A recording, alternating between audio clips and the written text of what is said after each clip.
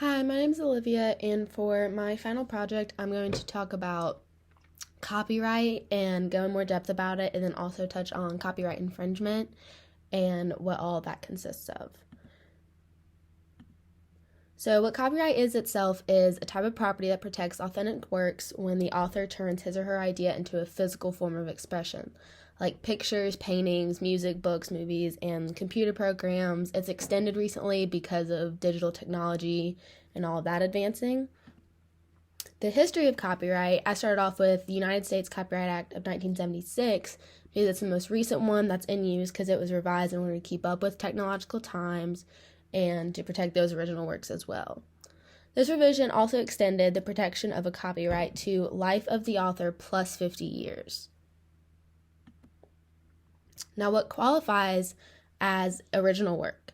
An original work is created by an individual without copying someone or something else with some degree of creativity. According to the website copyright.gov, the Supreme Court has said that to be creative, a work must have a spark or modicum of creativity. So just something different and not something anyone could come up with off the top of their head. Copyright only protects expression and not concepts, ideas, or procedures. What doesn't qualify as an original work? There are certain forms of work that are too basic in day-to-day life to have a copyright license protecting it, as like names, short phrases, symbols, and designs, like the peace sign, the chevron pattern, and then like certain quotes like sweeter than honey, and just everyday casual sayings. Who are copyright owners? Anyone has copyright over their original work once it is in a physical form. Others can be copyright owners of someone else's original work as well, depending on if there's like a contract signed and like certain employers and stuff like that. For example, in Southern Miss's copyright policy, any creative work generated by members of the university community, including faculty, staff, and students, belongs to the university. So any of our presentations or essays can be used by other members of the school for educational purposes, if they choose. Now, taking a step further, anyone can take their original work and register it with the government in order to enforce its copyright. By registering it, it allows the author to pursue the accused for damages and usage of property in a lawsuit. The sooner one registers their work, the better. Because this would give you an advantage if ever brought to court, you'd have it registered with a timestamp so you could defend your work better and it'd just be more obvious. It wouldn't have to go in depth and like the lawsuit be carried out. But you must file your claim within 3 years after discovering the infringement because that is the legal time length in order for something to be done in court and for you to get compensation. Copyright infringement, going into that, there are two basic forms when it comes to copyright infringement. There's plagiarism and then use of copyrighted work without necessary licensing. Plagiarism occurs when someone takes someone else's work and passes it off as their own. That's the key point with plagiarism. Someone willingly does this and makes their case harder to defend.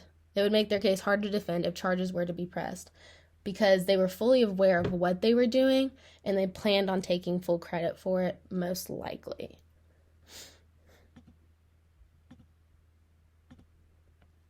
Use of copyrighted work, the other form of infringement.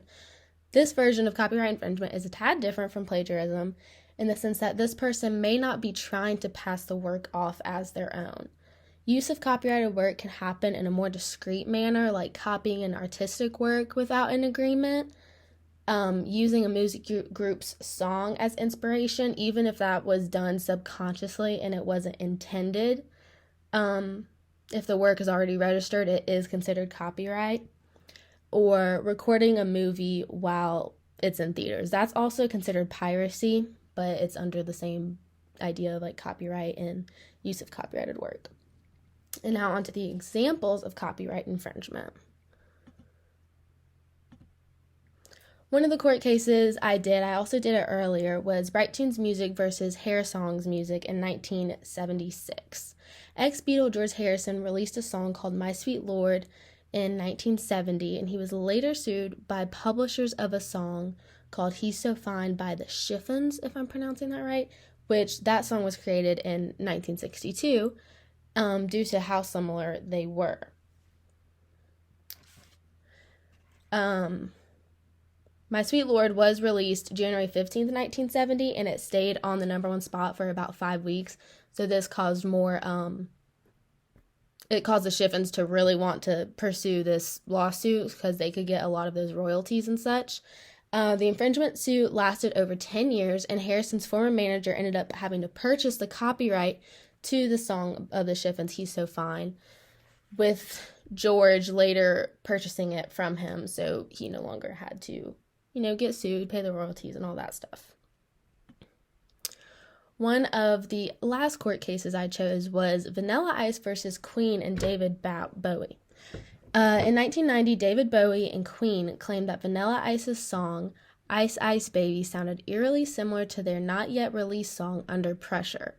Turned out Vanilla Ice sampled their song without consent and changed one beat in the chorus in hopes to avoid the accusations amongst credit and royalties and not really having to share that with any of them.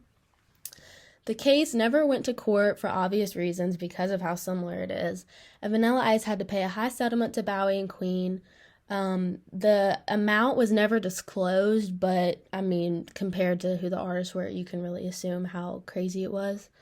Later on, different versions of Vanilla Ice's song, Ice Ice Baby, came out, but it followed all legal precedents, so it wouldn't be considered copyright infringement and stuff anymore. And then for my references, I used several different ones from the book going into even, the copyright.org. That really gave me a lot of information about everything. And then one was a bunch of different ones about all the different court cases that I could find. So yeah, that is my presentation.